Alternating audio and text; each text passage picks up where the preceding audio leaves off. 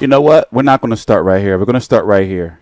This is where we're going to start. Listen to this. Deontay Wilder, one of the sticking points in the negotiations with Anthony Joshua was a rematch clause. Did you ask for a rematch clause? Is there one for this match, this time? I'm not going to go into private negotiations between fighters.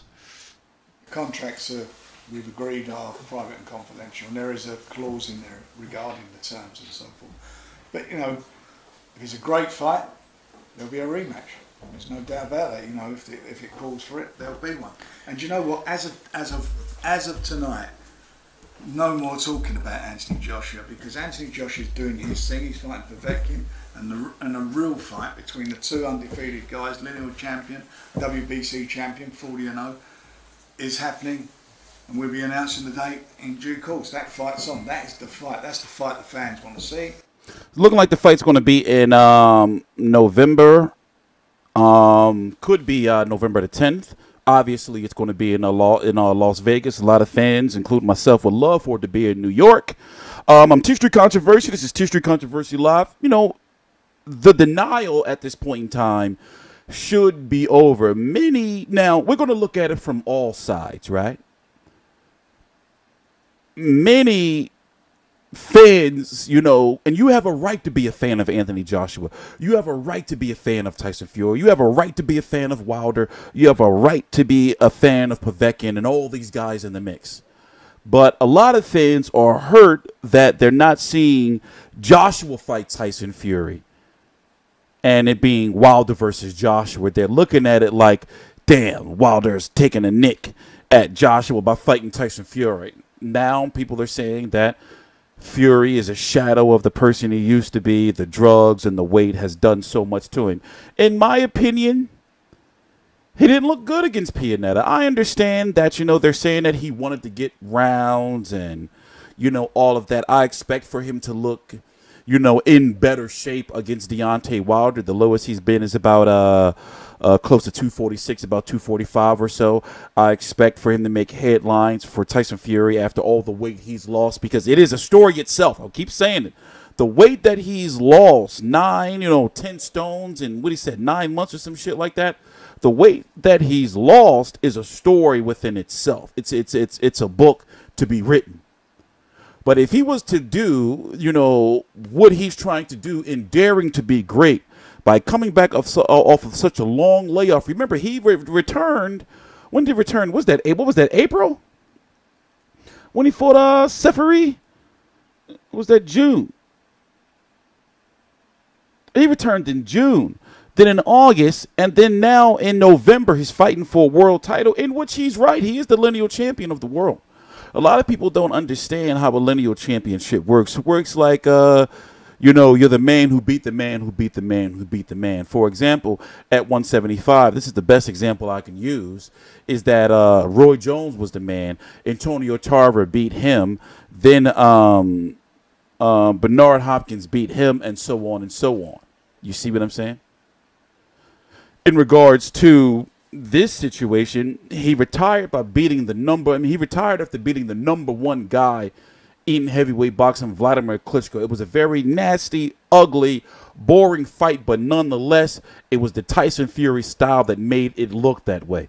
The Tyson Fury style can make Deontay Wilder look that way, but, you know, as Tyson Fury said in the post-fight interview, you know, and many boxing fans who know of Deontay Wilder, is they call it the windmill attack. And once he gets into that windmill attack frenzy, you know, he's virtually unstoppable. For example, let's go look at I'll show you what I mean. So, Tyson Fury is planning on doing a lot of moving, and he has to avoid that right hand, that overhand right hand, at all cost. At all cost.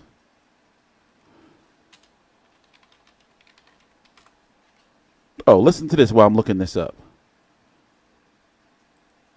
That's the fights that the fans want. It's a real fight, the best fight in the world. The question that was asked, that was by Ness from the Boxing Voice. The question that was asked was about the contract. my understanding and what's been circulating around, because they were talking about, I mean, now there's a confidentiality agreement that they can't talk about it in the media. For example, same thing that happened with Mayweather versus McGregor. We knew what the fighter was supposed to make, but they're not allowed to talk about it themselves.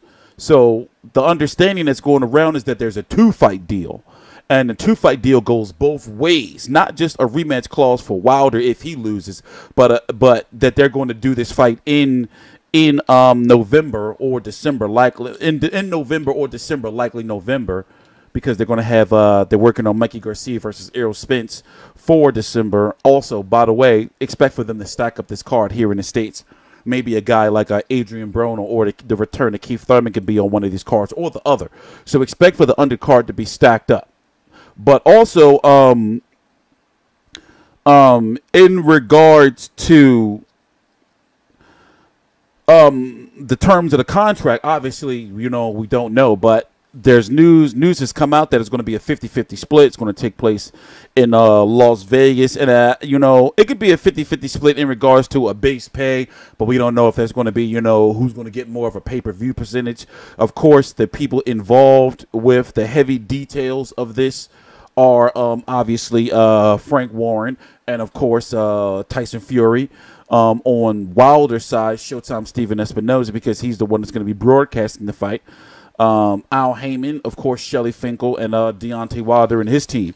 Of course, Ness, obviously, since he's been over there with Wilder's team, you know, probably knows more in regards to, like, what's going on with the contract, but they probably told him, yeah, you can't really talk about that shit. But anyway, what I was saying about Deontay Wilder is you really don't want him to get, is this a legal one? Is this legal? Oh, this is some fucking clown who put up the fucking fake fucking highlights and said it was highlights. But anyway, with Deontay Wilder, you really don't want him to get to that point where he does that you know, like windmill attack. What the fuck, man? What people be doing? I'll show you what I'm talking about. See, that's the crossover. That's the killer crossover KO. That's one of his many KOs. But he'll get to a point where he'll do like this charge up like thing. See, that's the taunt. Now watch Bermain Stavern get up, and that's when Bermain Stavern fucked up. He should not have let him stood there and like gather the energy of wherever the hell Pastor Wilder's gathering that shit from. And that's the windmill attack. When he gets into that frenzy, like he'll get you hurt, and he'll just start going psycho crazy on you. It's that windmill.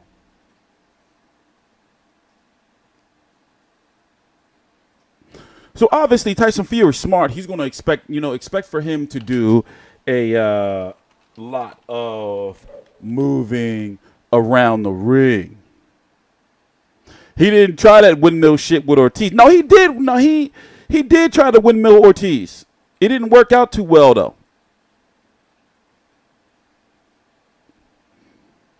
He did try the windmill Ortiz a little bit.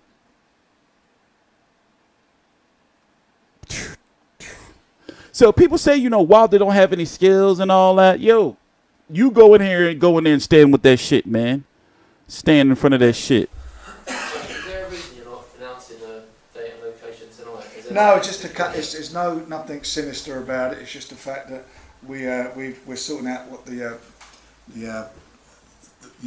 press. People don't believe that the fight is done. Denial.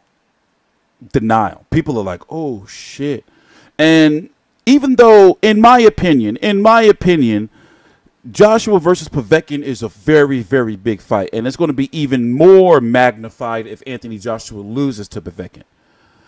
In my opinion, the world is talking about Wilder versus Fury, but Joshua versus Povetkin is still taking place in Wembley, and it's still going to do massive numbers on TV, and all of you, the people, because it's the word of the people that is the utmost of importance, are going to watch the fight.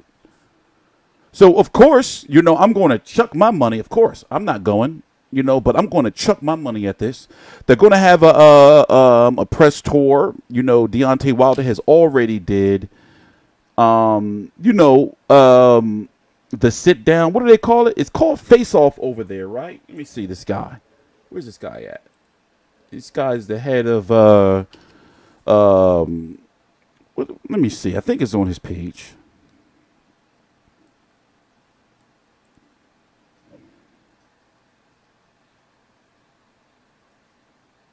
Where's it at? What'd you do with it, bruh? You know, the face to face that they do over there in the UK. Damn it, where's it at? Well, anyway, Wilder was over in why did he take it down? Wilder was over in the UK, and he stayed over, obviously, well, in Ireland. He stayed over after the fight. And then they did the equivalent of HBO Face Off with Max Kellerman, where they sat down with Deontay Wilder. And, oh, wait, I know where to find it. This guy just sits and just gathers all the news and the tweets from all over for the boxers from all over the universe. I swear. That's a rough. This right here. This right here.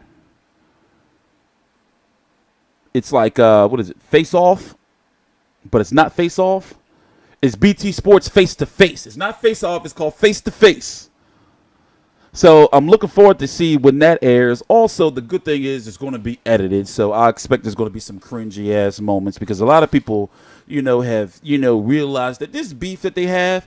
I mean, it's fighting beef. They know they got to fight each other, but it's no real like animosity there. I wish it kind of was, but at the same time, I understand that this is a business and everything, doesn't have to be beef filled and but nonetheless, I don't know.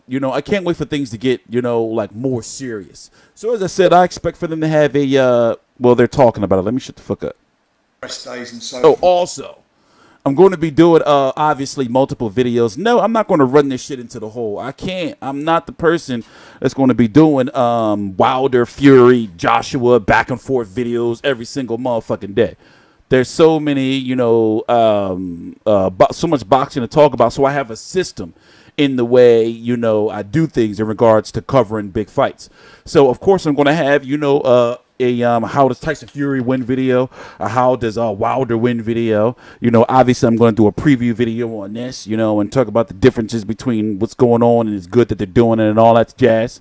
I'm going to watch it, then do a video on it afterwards, and then there's going to be videos mixed in between. But in regards to every little single bit of piece of news that's coming out, that's not me. I'm not going to be doing that.